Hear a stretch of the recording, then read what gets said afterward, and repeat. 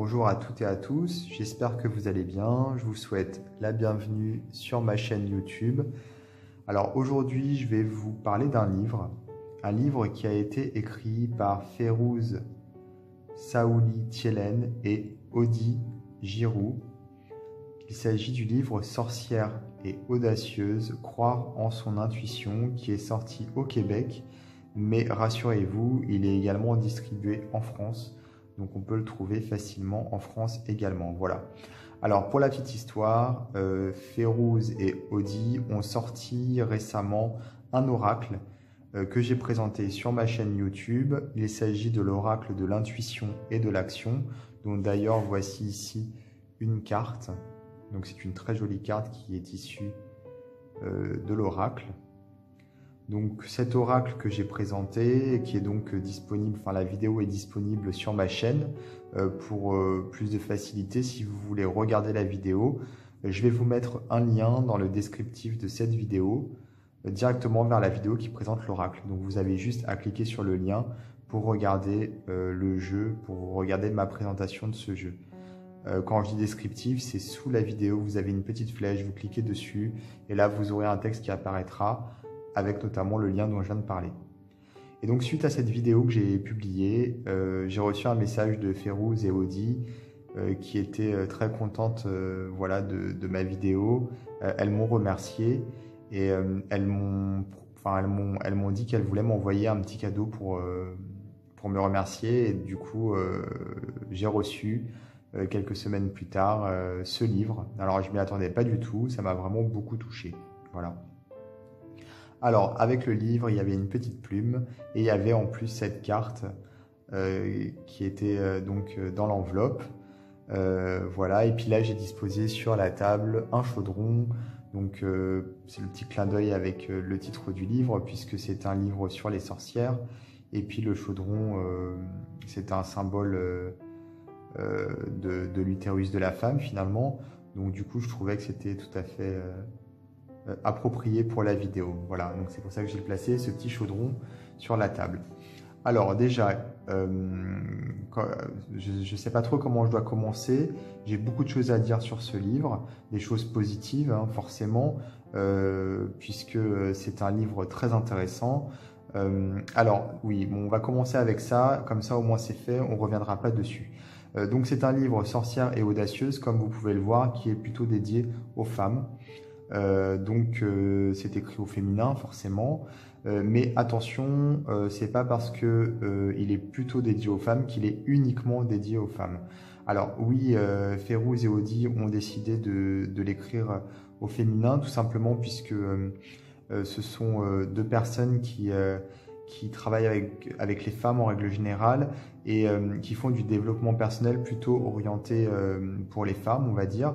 Et donc, elles travaillent avec le féminin sacré également.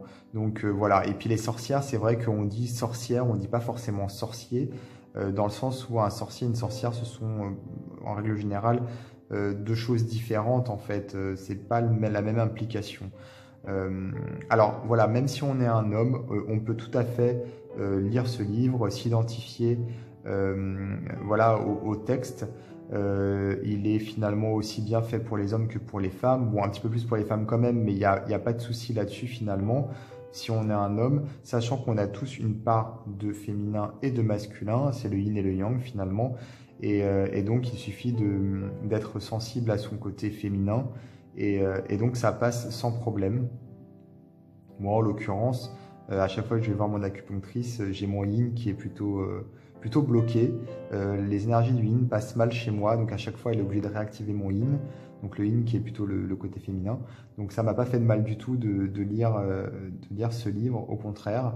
Et en plus, en tant qu'homme, ce que j'ai beaucoup apprécié, c'est que ça remet un peu les pendules à l'heure, voilà.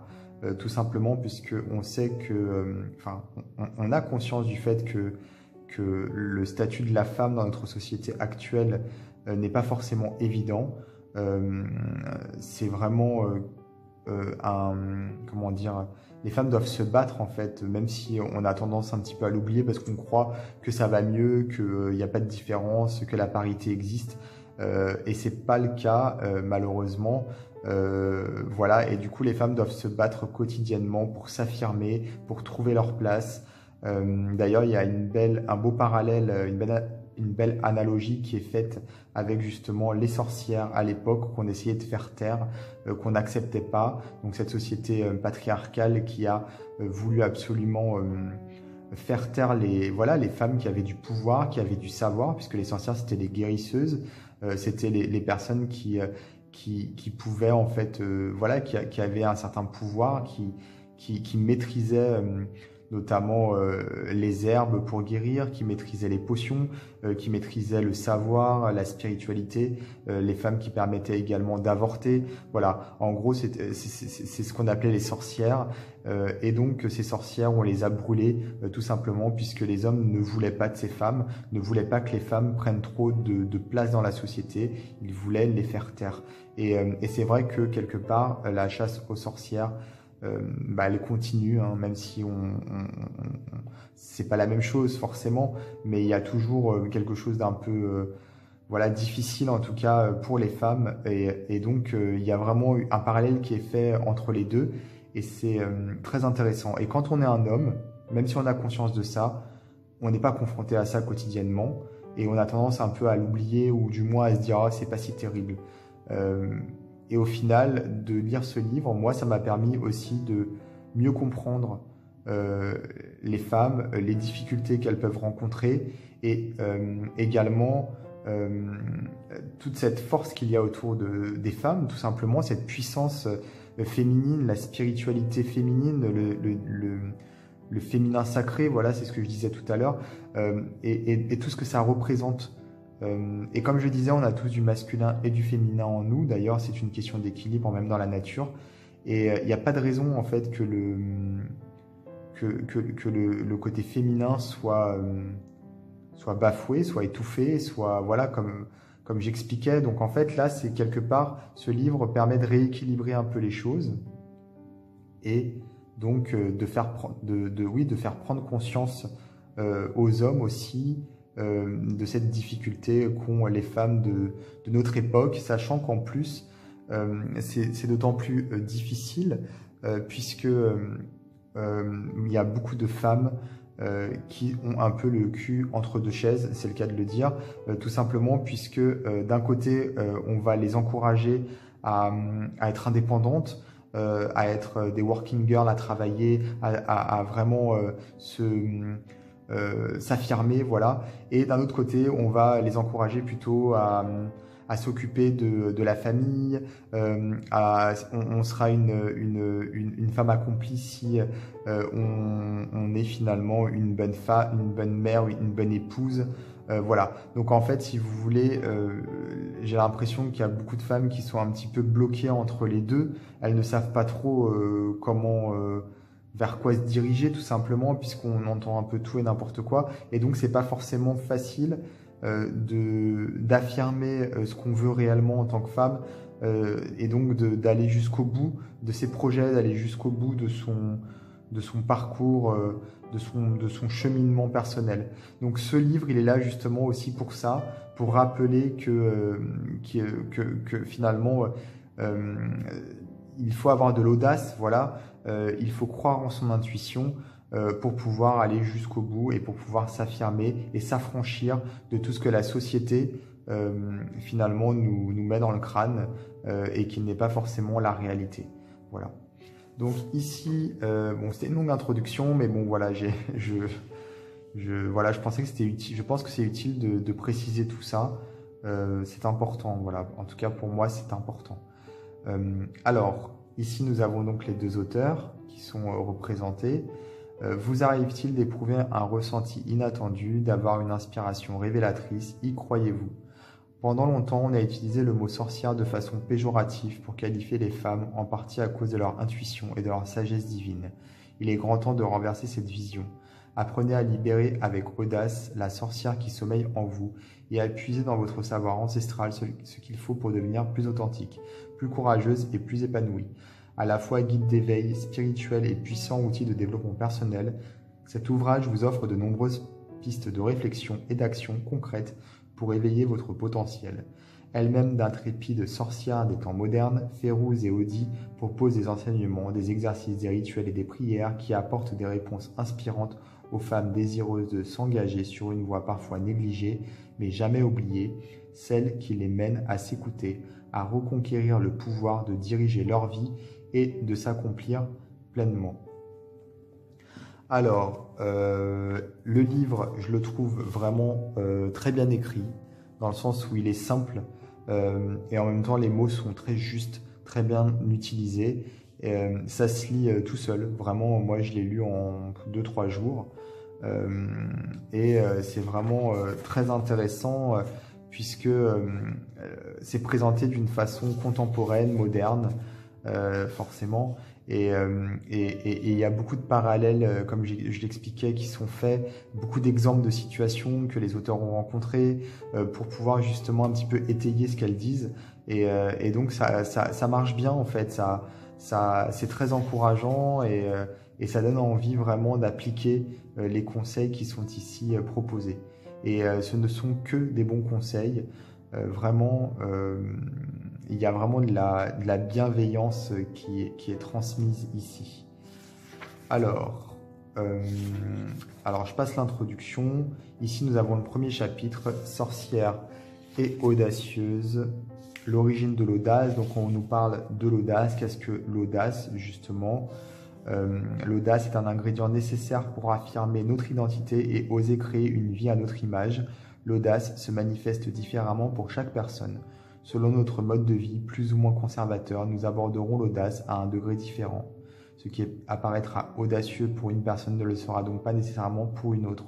Par exemple, aborder un inconnu dans la rue sera audacieux pour l'une, tandis que pour une autre, cela sera considéré comme bien normal. Ainsi, l'audace nous permet bien souvent de sortir de notre zone de confort. C'est ça le but en fait, c'est de se dépasser.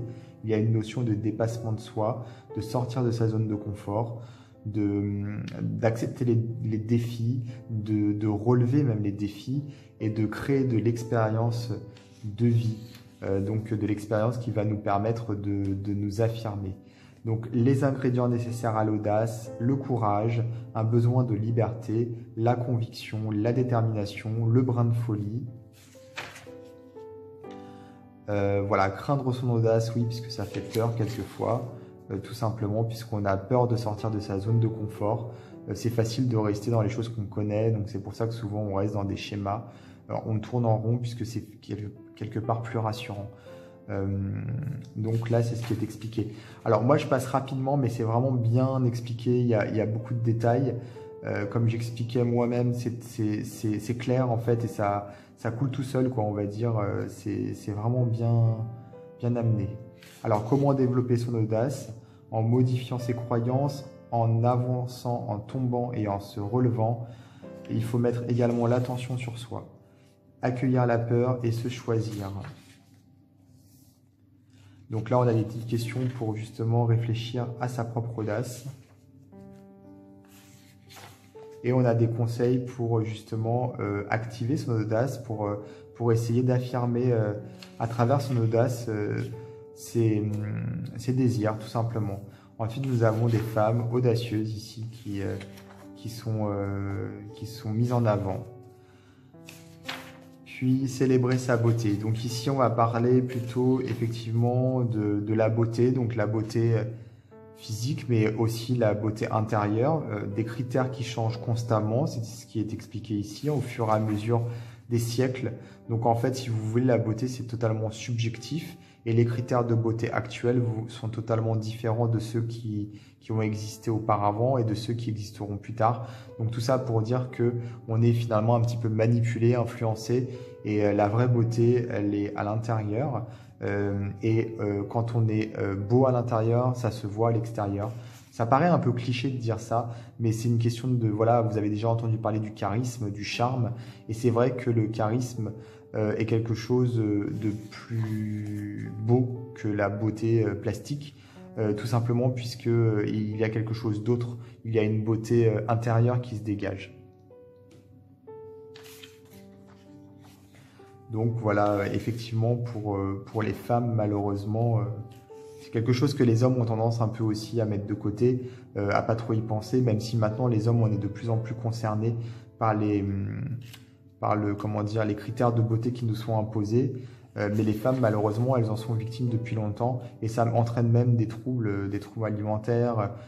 Voilà, il y a des troubles aussi au niveau qui sont liés à la sexualité. Donc en fait, voilà, c'est quelque chose qui est important, qu'on n'aborde pas forcément souvent, même si tout le monde le sait. Que voilà, les canons de la beauté qui nous sont imposés sont pas du tout des canons réels, quoi. Ça a été décidé. Et donc, en tant que femme, c'est vrai que c'est important. Et les hommes, on a tendance un peu, comme je disais, à pas trop y penser. Donc, c'est pour ça que je vous dis que ce livre permet, même quand on est un homme, de remettre un peu les pendules à l'heure. C'est important. Les sorcières et la lune. Donc ici, on va nous parler des cycles de la lune. Et on va même nous détailler toutes les phases de la lune avec, comment dire, des petites indications pour savoir ce qu'on peut faire en fait en fonction des phases. C'est le moment, par exemple ici, la phase 4, la phase gibbeuse croissante, c'est le moment de se rappeler qu'il ne faut jamais abandonner. Il faut profiter de cette étape pour ajuster, raffiner son rêve pour qu'il soit comme on le souhaite. Donc voilà, à chaque fois, pour chaque phase, on a plusieurs propositions. Et donc ça va nous permettre de travailler en fonction des phases de la lune. Surtout quand on est une femme, on sait bien que tout ce qui est menstruation, c'est aussi par rapport à la lune. Donc les femmes sont encore plus sensibles aux phases de la lune que les hommes. Donc, mais les hommes le sont aussi. Donc au final, voilà, c'est complet, c'est bien. Et nous avons en même temps des zones du corps qui sont expliquées par rapport aux phases de la lune. Nous avons même un rituel qui est proposé, un rituel pendant la pleine lune. Donc c'est un rituel de développement personnel, bien entendu. Vous inquiétez pas, vous n'allez pas enfoncer des aiguilles dans des poupées. C'est pas ça du tout en fait. C'est vraiment encore une fois quelque chose de bienveillant et qui a comment dire une volonté en fait de guérison de l'âme, guérison du corps, tout simplement.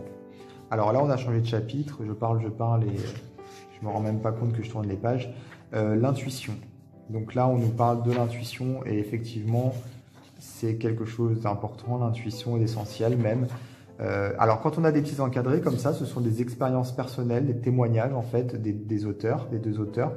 On alterne entre les deux auteurs en fonction et c'est super sympa, voilà, parce que ça nous montre que le quotidien de chacun, on peut se reconnaître dans le quotidien des auteurs pour dire que le quotidien de chacun est plus ou moins semblable finalement, et donc si les auteurs réussissent à mettre en place tout ça, on peut le faire nous aussi, quoi, tout simplement. Et donc je l'ai pas dit, mais il y a déjà eu d'autres encadrés auparavant. À chaque chapitre, il y en a. Donc en fait, ça nous permet vraiment d'avoir un exemple concret. Donc là, l'intuition. Alors, on a donc des caractéristiques de cette intuition. Elle est inattendue, elle nous semble irrationnelle, elle est vive, elle veut notre bien, elle est unique. Et il faut faire attention à ne pas confondre l'intuition et l'ego. Voilà, c'est ce qui est écrit ici. Et donc ici, on nous dit que l'ego, il est plutôt rationnel, alors que l'intuition, elle nous amène à explorer une voie plus créative et imaginaire. L'ego, il juge, il sépare, il compare, tandis que l'intuition, elle favorise l'inclusion et l'union. Et l'ego veut contrôler, décider et posséder le pouvoir, tandis que l'intuition provient d'un pouvoir intérieur dont la source infinie parle directement à notre âme. Voilà. Ici encore un petit encadré, la connexion au grand tout à travers l'intuition, justement, des exercices pour l'intuition, puisqu'effectivement il y a toujours un côté pratique dans chaque chapitre. Le but c'est de passer à l'action. D'ailleurs c'est après le nom de l'oracle qu'elles viennent de sortir, intuition et action, donc qui est dans la même lignée finalement. Alors ici le pouvoir de la sorcière, avoir du pouvoir, voilà. Donc en fait, le pouvoir, c'est la possibilité, la capacité, c'est avoir la possibilité, la capacité, les moyens physiques et matériels, les moyens techniques, intellectuels ou psychologiques de réaliser les choses. Le pouvoir de changer les choses, de changer sa vie, le pouvoir de changer, mais d'accepter de ne pas contrôler, de ne pas tout maîtriser, puisqu'on ne peut pas tout maîtriser. D'ailleurs, ici, c'est écrit le contrôle ou la maîtrise de sa vie. Donc, il y a une distinction finalement entre les deux. Puisque le contrôle, trop de contrôle, c'est pas bon du tout. on a ici justement les différences entre le contrôle et la maîtrise. La sorcière sait qu'elle ne sait pas. Effectivement, c'est un peu paradoxal, mais le pouvoir de la sorcière, pardon, c'est d'accepter qu'elle ne peut pas tout savoir et que voilà, elle est pas, enfin, personne n'est parfait, hein, tout simplement. Notre pouvoir est de prendre conscience que nous n'en avons pas et d'accepter donc comment on dit, de composer avec les événements, avec le destin, d'accepter tout simplement les choses telles qu'elles sont et de faire au mieux, de s'adapter. Voilà.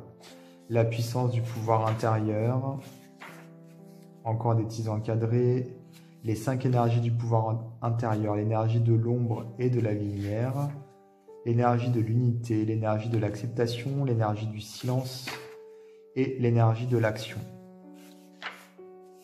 La sorcière en action, donc là on passe à l'action, donc ça c'est important, c'est primordial même. Alors moi ce chapitre m'a beaucoup touché, il m'a beaucoup parlé même, puisque malheureusement j'ai tendance à avoir du mal à me mettre en action. Donc ça a été vraiment un chapitre qui m'a vraiment interpellé. Alors on nous parle de synchronicité, donc la synchronicité qui nous permet quelque part de nous faire prendre conscience qu'il est temps d'agir, hein, tout simplement.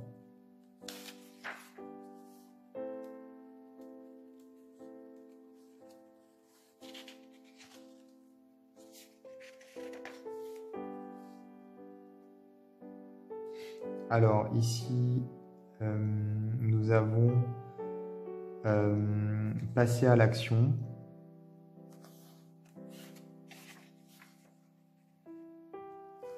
Avec des conseils, comment passer à l'action justement. On a plein de conseils pour aller de l'avant et se mettre en action. Et ici on nous parle d'inaction. Donc qu'est-ce que l'inaction justement? Rester dans ses peurs, procrastiner, éviter de respecter ses promesses, éloigner la réalisation de son projet, augmenter son stress en n'osant pas, dramatiser et prévoir le pire, vouloir connaître le résultat tout de suite. Contrairement à l'action qui est plutôt la créativité, l'honnêteté, croire en soi, s'habituer à trancher, à arrêter de s'en faire, s'amuser, lâcher prise, tirer des leçons, etc. Un exercice ici pour clarifier son objectif, les bonnes questions à se poser. Puis nous avons ici, j'ai le petit marque-page, nous avons ici, hop, l'attribut des femmes, le dernier chapitre. Effectivement, le fait d'évoluer avec d'autres femmes, d'échanger, c'est important, ça permet finalement de, comme on dit, comment dire, plus on est nombreux et plus on a d'impact, quoi, tout simplement, plus on peut agir, on est plus fort quand on est plusieurs.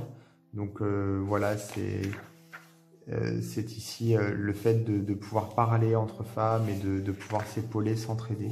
Donc on a tout un chapitre là-dessus, donc c'est intéressant également. Voilà, et puis c'est vrai que c'est ce qu'ont créé les deux auteurs, hein, une tribu finalement de femmes qui se battent tout simplement. Alors je pensais que c'était le dernier. Ah si, c'est le dernier chapitre, après c'est la conclusion. J'ai cru qu'il y avait encore un chapitre là, mais non. En fait c'est la conclusion. Alors moi il y a un passage qui m'a beaucoup ému également, c'est ici le petit encadré de Odie où elle nous parle des anges. Et elle nous dit, ah c'est pas ici, excusez-moi, c'est ici, les anges. Elle nous dit qu'elle trouvait souvent dans son enfance des plumes blanches au sol sans trop savoir pourquoi, et puis elle s'est sentie connectée aux anges par la suite. Elle nous parle également de sa grand-mère, c'est très très beau. Et moi dans le livre j'ai eu une petite plume blanche et ça m'a vraiment beaucoup touché. D'avoir cette plume, déjà ça m'a rappelé mon enfance, puisque moi aussi quand j'étais plus petit les plumes ça me faisait rêver. J'en trouvais pas forcément par terre, mais je me souviens quand on était dans les petites sections à l'école, des fois on faisait des costumes, on faisait de l'art plastique avec des plumes, et c'était toujours magique en fait ces plumes, qu'elles soient blanches ou qu'elles soient de couleur, c'était quelque chose qui faisait rêver, et j'avais oublié en fait ces souvenirs-là liés aux plumes. Et donc ça m'a rappelé, ça m'a reconnecté à mon enfant intérieur, et le fait aussi euh, que que Audie nous parle ici de sa grand-mère et de sa connexion aux plumes, et qu'elle trouvait des plumes blanches comme finalement des messages de ses anges gardiens, et donc que cette plume se retrouve dans le livre en cadeau. J'ai eu l'impression quelque part oui, il y avait comme quelque chose qui était passé entre nous. Peut-être que tout simplement ce livre m'a été envoyé par des anges qui veulent mon bien. Et peut-être que les auteurs ont eu l'impression que j'étais un ange aussi pour elles, puisque j'ai parlé de leur oracle, et j'ai dit du bien de leur jeu, puisque c'est un très beau jeu. Voilà, donc ça m'a vraiment beaucoup touché, cette petite plume. Et voilà, donc je souhaitais vraiment vous remercier toutes les deux, Férouz et Audie, pour ce que vous faites, puisque c'est vraiment magnifique. Vous avez des messages bienveillants et très touchants d'une manière générale. Votre oracle, il est absolument sublime, hein, comme j'ai dit dans ma vidéo. Et puis là, le livre donc, que j'ai découvert m'a beaucoup touché. Voilà, tout simplement. Alors, je le conseille à tout le monde, que vous soyez homme ou femme, peu importe. J'en ai parlé au début de la vidéo, puisque je trouvais que c'était important, si les hommes regardent ma vidéo, de leur expliquer un petit peu le truc. Et donc, comme je disais, donc, ce livre est sorti au Québec, mais il est disponible et distribué en France, donc on peut le trouver en France. Voilà. Alors, n'hésitez pas à vous abonner à ma chaîne YouTube et à activer les notifications pour être prévenu en temps réel de mes vidéos. J'espère que ma vidéo vous a plu, qu'elle vous a peut-être permis de découvrir un livre très intéressant. Et moi, je vous dis donc à très bientôt pour d'autres vidéos.